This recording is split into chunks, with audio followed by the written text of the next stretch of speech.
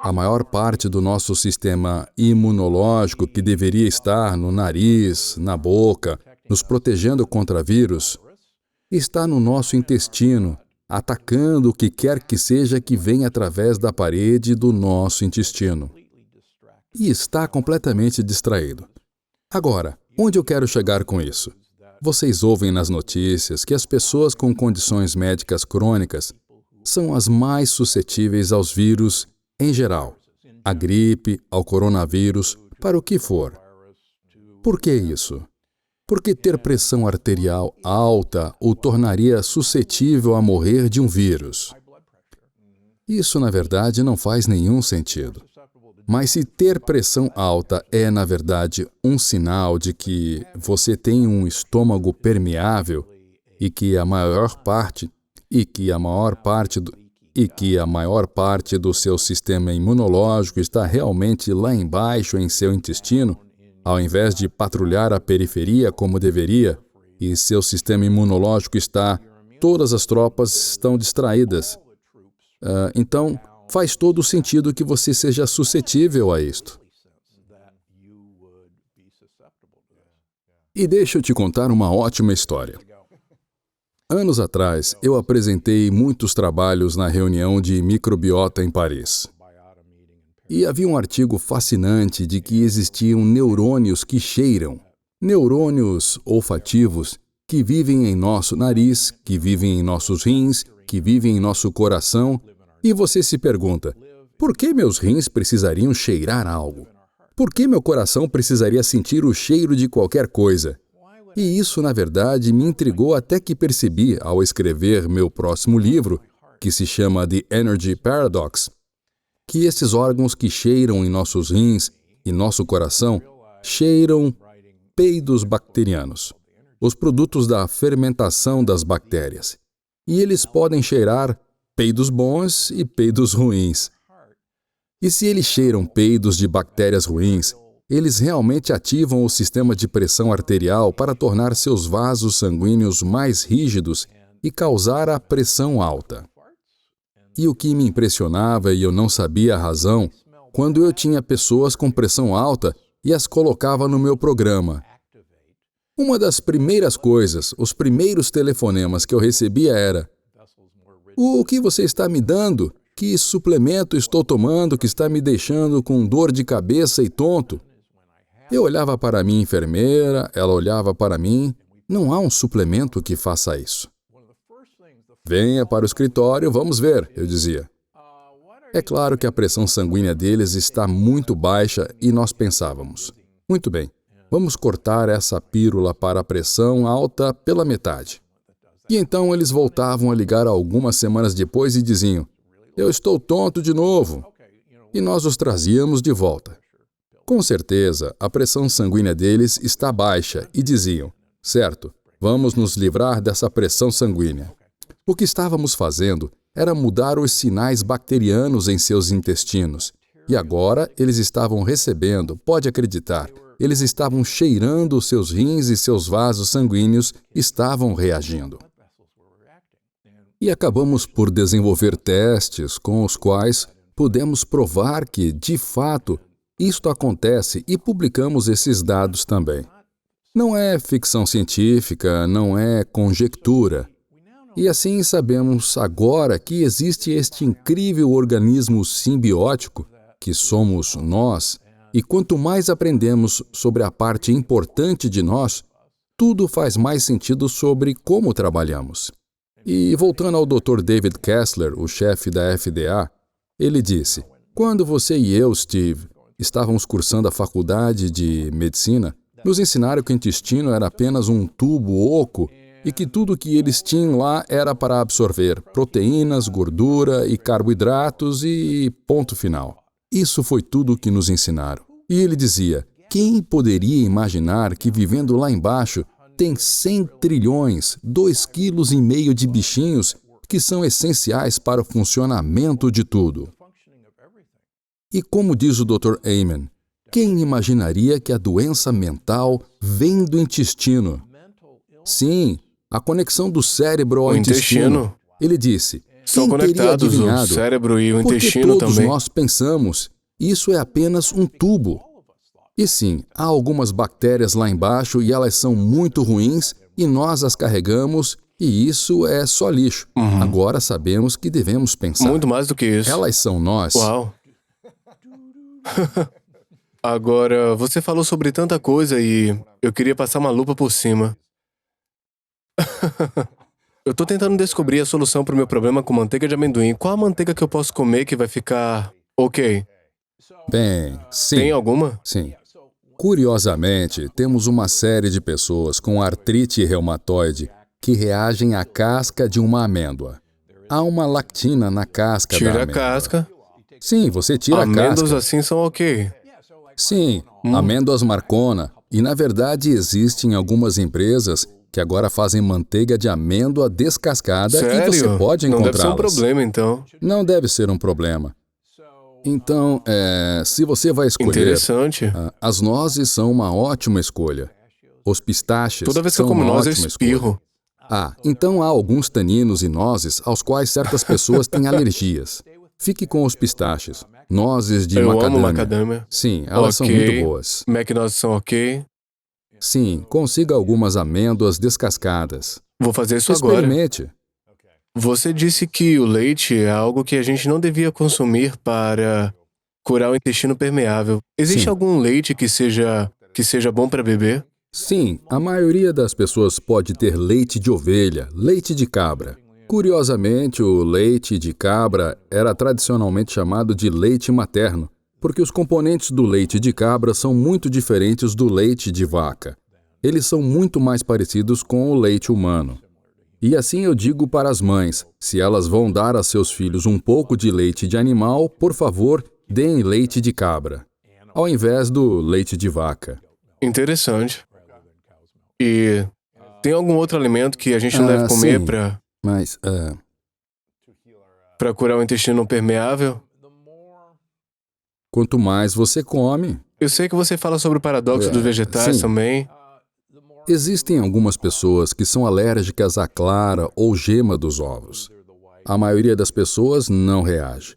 Nós testamos estes e aqui está algo a ser informado. Eu não quero causar pânico generalizado. Sim. Há uma lectina. Quase não é suficiente no mundo Isso agora. mesmo. Tem bastante. Há uma lectina no espinafre que eu desconhecia, mas graças a uma empresa chamada Vibrant America, eles descobriram que há uma classe de lectinas chamada aquaporins.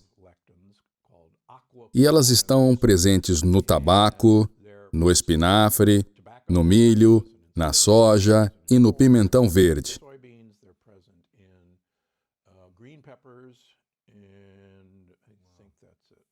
Eu acho que é isso. De qualquer forma, elas podem realmente causar o intestino permeável e podem causar inflamações no cérebro. E eu descobri isso porque trato algumas pessoas com síndrome de intestino irritável e tantas outras doenças autoimunes muito ruins. Elas seguem meu porque eles programa ainda e têm nunca problemas. trapaceiam. Por que o fariam? Exato, porque elas ainda têm problemas. Assim, quando fizemos estes novos testes, eis que quase Não todas acredito. estas pessoas reagiram ao espinafre. E elas comeram muito espinafre. Bateram na mesa quando tiramos o espinafre delas, mas essa era a chave. Agora, nem todo mundo deve ir para casa e jogar fora seus espinafres. Mas, se você estiver seguindo o meu programa e nele tiver espinafre e ainda tiver problemas, Tire ele. considere desistir do espinafre. Não há necessidade humana Agora de que você espinafre. disse, qual era o nome dela? Doutora Terry era o nome dela? Doutora Terry Você Walsh. disse que ela estava tomando 10 a 12 xícaras de vegetais todo dia. Sim, 9 xícaras de A cobra legumes. olhando direto para você. Sim. Então, por que é importante comer 9 xícaras de vegetais e o que isso faz no seu microbioma do intestino? Bom, voltando ao Dr. David Kessler, chefe da FDA, pensamos que os carboidratos para carboidratos e carboidratos complexos, os amidos eram bons porque eram carboidratos complexos. Todo mundo está errado. Os fabricantes de alimentos descobriram como fazer um hidrato de carbono complexo, um simples carboidrato de carbono, e fazer você pensar que se trata de um hidrato de carbono complexo. Quando você lê um rótulo, número 1, se você tem que ler um rótulo, você provavelmente deve devolver o pacote, porque não deve haver um rótulo em uma cabeça de alface. Só dando um exemplo. O ponto de partida é salvar a vida de muitas pessoas. Ler o total de carboidratos na etiqueta e depois tirar a fibra dietética. Isso será a próxima etapa na sequência. Isso lhe dará a quantidade de gramas de açúcar por porção naquela embalagem. Não olhe para onde diz açúcar. Não olhe para o açúcar adicionado. É uma mentira. 0 açúcar, muito açúcar adicionado. Exato. Então, deixa eu te dar um ótimo exemplo que ele usou no meu podcast. Ele disse: o que você encontraria em uma loja? O rótulo diz que são 300 calorias, tem 0 gordura, 0 gramas de açúcar e tem 4 gramas de proteína e tem 35 gramas de carboidratos. Isso é brócolis? Eu não sei. É uma rosquinha. Bagel? Uma rosquinha. Uau, 300 calorias. 300 calorias. Uau. 0 açúcar. Como isso tem 0 açúcar? É Pensei isso que mesmo. virasse açúcar. A lei dos rótulos mente a você. Tem 35 gramas de carboidratos. Agora, para que isso faça sentido, Se transforma em açúcar, que é né? açúcar, é açúcar puro. Na verdade, é melhor do que o açúcar da maneira como foi fabricado. Uau. Para descobrir quanto é isso, tem 4 gramas de açúcar por cada colher de chá. Vamos pegar suas 35 gramas de açúcar, dividir por 4. Vamos facilitar, fazer 36 gramas. São 9 colheres de chá de açúcar bruto na rosquinha. Um bagel. Esse é o número 1. De repente você tem... Quantas gramas de açúcar seriam? Ok. Uma Coca-Cola. Uma lata de Coca-Cola tem cerca de 12 Uau. gramas de açúcar. Basicamente, você está ingerindo uma Um Coca-Cola bagel. quando come uma rosquinha. Na verdade, ela vai entrar na sua corrente sanguínea mais rápido do que se para você com isso. Como é que tomasse vem uma mais rápido se a Coca-Cola. Coca é líquida? Porque a molécula foi quebrada. Você não precisa digerir a molécula de açúcar em uma rosquinha, mas precisa digerir a molécula de açúcar na Coca-Cola. Sério? Em linhas gerais. E essa é a número 1.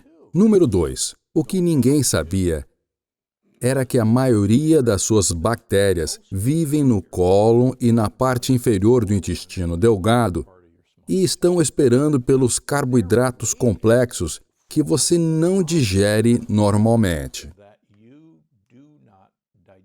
Elas estão aguardando a refeição que sempre vinha. E essa refeição nunca mais chega porque tudo foi tão finamente processado que não conseguimos obter esses carboidratos complexos. Então, elas morrem de fome. Agora, o que é realmente legal é que esses bichinhos pegaram essa refeição e fazem todos esses compostos realmente legais que, primeiro, mantêm a parede do intestino intacta. Permite que a parede do intestino se cure sozinha.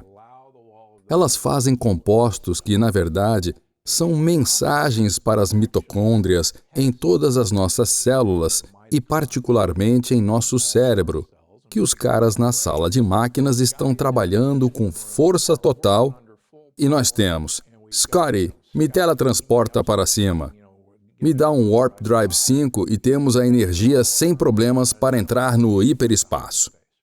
E se elas não fizerem esses compostos, suas mitocôndrias vão dizer: caramba, não temos nada para trabalhar aqui e não temos sistema de backup. Eu vou gaguejar até engatinhar. E as pessoas se perguntam por que estão tão cansadas. Embora estejam comendo mais do que nunca e estejam bebendo todas essas bebidas esportivas e estejam tomando 27 xícaras de café e dizendo: onde está minha energia? É porque não temos mais esta bela relação simbiótica e deixamos de lado a parte mais importante de nós. E é por isso que Jack LaLanne disse: se o gosto for bom, E por que cuspa. então 9 xícaras de legumes? Porque isso, na verdade, é dar a esses caras o que eles querem comer. Agora, Terry não sabia disso na época, mas seu primeiro livro foi Mining My Mitochondria, ou Alimentando Minhas Mitocôndrias. Mas agora sabemos que, na verdade, é que temos que alimentar esses caras. Temos que comer para eles. Temos que comer para as bactérias que vivem no nosso intestino. Não as mitocôndrias. Sim, no paradoxo da longevidade, eis o que é realmente assustador. As mitocôndrias foram, na verdade, absorvidas por bactérias antigas. Há bilhões de anos, as células convidavam as bactérias a viver dentro delas, em troca de um lugar agradável para se viver. A célula disse: nós lhe daremos o que você quer comer em troca de você fazer síntese da ATP, energia para nós. E, obviamente, foi um bom negócio. E por que isso continua agora? Dentro de nós, todas as nossas células engoliram bactérias antigas que produzem energia para nós. E o que é tão divertido é que as bactérias em seu intestino são as irmãs das mitocôndrias, que são bactérias em nossas células. E elas realmente conversam umas com as outras.